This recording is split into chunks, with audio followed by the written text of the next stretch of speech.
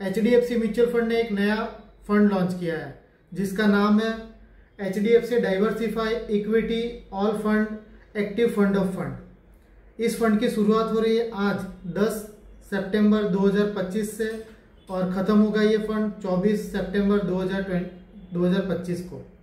इस फंड में आगे बात करने से पहले ये फंड हमें क्यों लेना चाहिए इसके बारे में जान लेते हैं, या इन्वेस्टर के दिमाग में जो सवाल रहते हैं वो जान लेते हैं।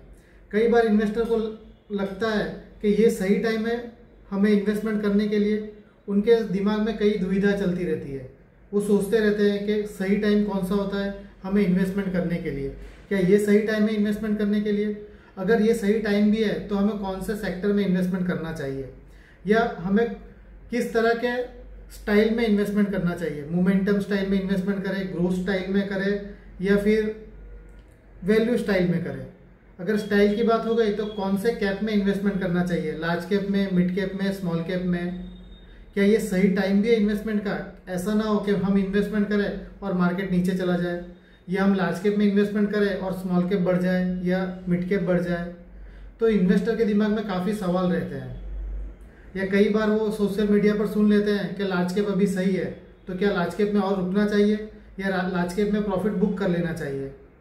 तो इस तरह के कई सवाल उनके दिमाग में घूमते रहते हैं। उन सारे सवालों का जवाब अगर कोई फंड है तो ये HDFC का जो नया NFO आया है वो है।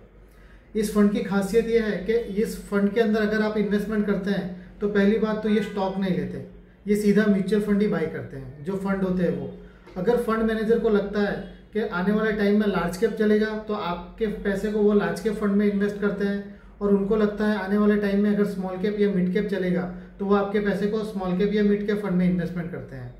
जैसे ही लार्ज कैप का हाई लगता है तो वो ट्राई करते हैं कि आपके वहाँ से प्रॉफिट बुक करके आपके पोर्टफोलियो को स्मॉल कैप या मिड कैप में डाल दें। जैसा मार्केट का सेंटीमेंट है वो हिसाब से आपके पोर्टफोलियो को रीबैलेंसिंग करते रहते हैं। एक नॉर्मल बंदा रीबैलेंसिंग बार बार नहीं कर सकता। ये फंड उनके लिए भी सही है जो बार बार रीबैलेंसिंग सोचते रहते हैं। पर अगर हम रीबैलेंसिंग करते हैं, सपोज करिए आपने किसी लार्ज कैप फंड के अंदर इन्वेस्टमेंट किया और उसका रिटर्न आपको मिल रहा है अच्छा खासा। अब जब आपको लग रहा है कि लार्ज कैप का टॉप आ गया है और आप उस फंड को बेचकर जैसे ही आप स्मॉल कैप या मिड कैप में नया परचेस करेंगे तो आपको वहाँ पे लॉन्ग टर्म कैपिटल गेन देना पड़ेगा और वो टैक्सेशन आपके ऊपर आएगा।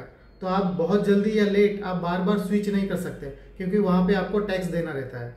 इस टैक्स से बचने के लिए भी ये फंड काफ़ी अच्छा है क्योंकि फंड मैनेजर आपके बिहाफ पे फंड बाय करते हैं और उनको कोई टैक्स देना नहीं पड़ता, नहीं हमें ये टैक्स देना पड़ता है। तो जिनको भी बार बार रीबैलेंसिंग की आदत होती है उन लोगों के लिए भी ये फंड बहुत सही है।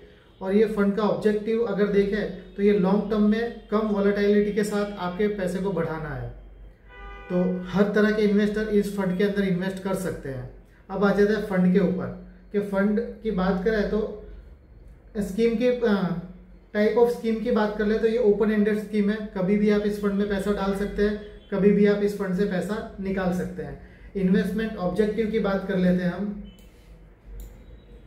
इन्वेस्टमेंट ऑब्जेक्टिव की बात करें तो मैंने आगे थोड़ी देर पहले बताया आपको कि लॉन्ग टर्म में कम वॉलेटिलिटी के साथ ये फंड आपको रिटर्न देंगे। ज़्यादा ये ऊपर नीचे नहीं जाएंगे क्योंकि फंड ऑफ फंड है, ये म्यूचुअल फंड में इन्वेस्टमेंट करते हैं, सीधा स्टॉक नहीं लेते, तो इस फंड की वॉलेटिलिटी थोड़ी कम रहेगी।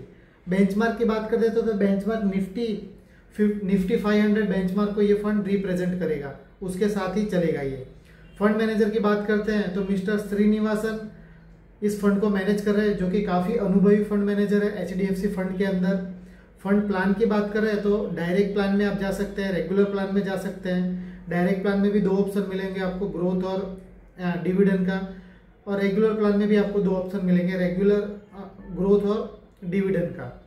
इसी तरह अगर आप मिनिमम इन्वेस्टमेंट की बात करें तो आप 100 रुपये की SIP कर सकते हैं इस फंड के अंदर, या 100 रुपये से लमसम शुरू कर सकते हैं। एंट्री लोड इस फंड के अंदर कोई भी नहीं है।